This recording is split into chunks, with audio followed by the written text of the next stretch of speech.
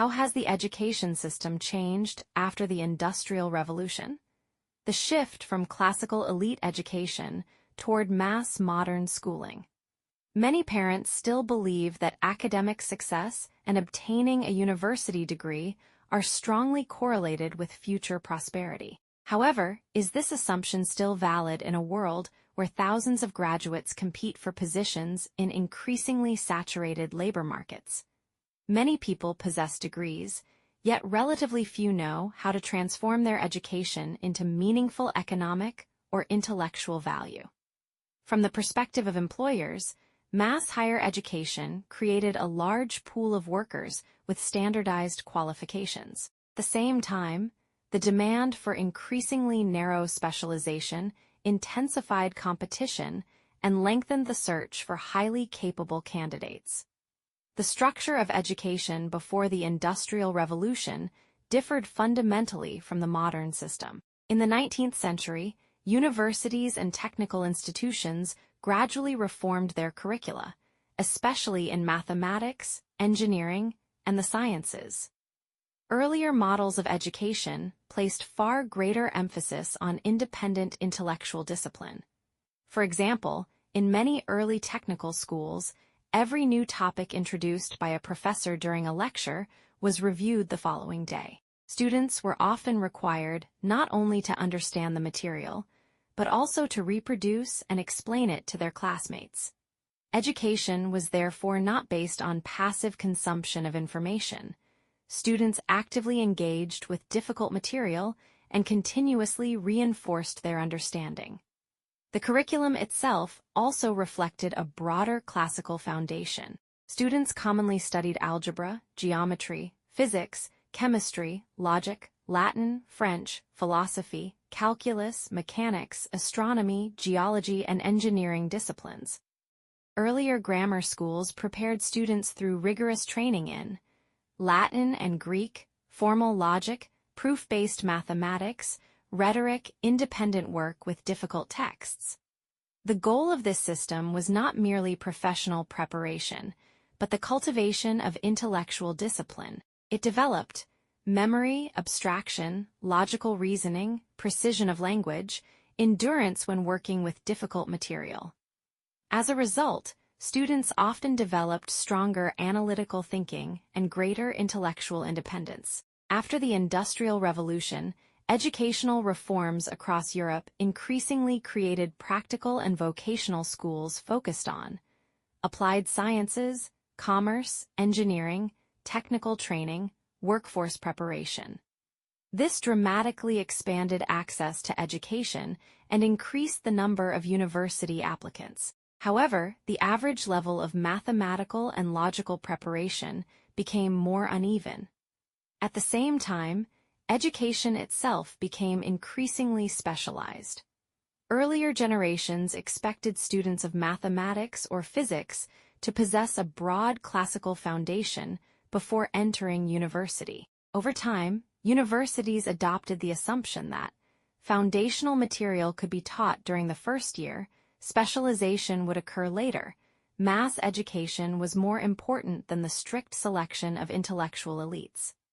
States also began treating education as a social and economic instrument. By the late 19th and throughout the 20th century, schooling increasingly served political, economic, and industrial objectives.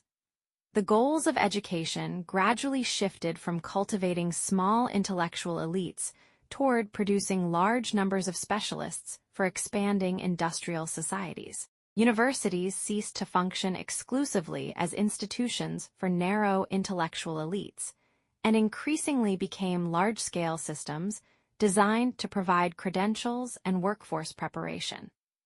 Today, the highest levels of mathematics, physics, and theoretical thinking still exist, but they have largely been moved into later stages of education, such as graduate studies, doctoral programs, and research institutions, rather than serving as rigorous filters during admission. For this reason, the perception of a decline in standards is not entirely false. The 20th century brought about the massification of higher education. In the past, only a small percentage of society attended university. Today, in many countries, several dozen% do.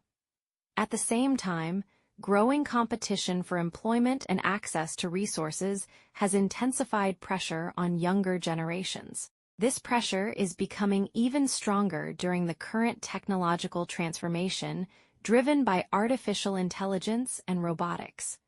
Large financial investments are now directed toward systems that automate decision-making processes. From a strategic corporate perspective, this is rational. The most important research areas focus on robots and AI systems capable of learning actions independently rather than simply following fixed instructions. In reinforcement learning, for example, a robot is not explicitly programmed with every rule.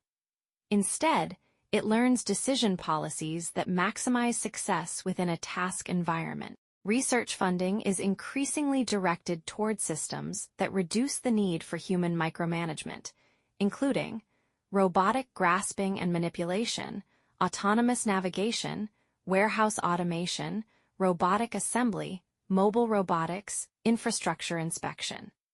This means that many routine and procedural occupations will increasingly become automated. At the same time, robotics research repeatedly highlights the problem of distribution shift, where systems perform well under conditions similar to those encountered during training, but struggle in radically unfamiliar situations. For this reason, professions least likely to disappear in the early stages of this technological transformation are those requiring deep reasoning, adaptability, high-level decision-making, scientific creativity, responsibility for complex systems. These include physicians, scientists, systems engineers, and high-level managers, where automation tends to replace components of work rather than the entirety of the role.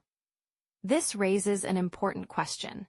How should children be educated in order to adapt to future labor market conditions? The greatest advantage in the future will not be a diploma alone, but the ability to think independently, learn continuously, and solve problems that neither algorithms nor conventionally trained workers can solve. Children should therefore be raised with intellectual discipline and taught mathematics, logic, analytical thinking, concentration, responsibility, independent work with difficult material, the ability to build real projects. A university can be a valuable tool, but it can never guarantee either professional success or intellectual distinction. In the future, one's position will depend far more on the ability to think deeply, adapt quickly, and preserve intellectual independence in a world increasingly shaped by automation.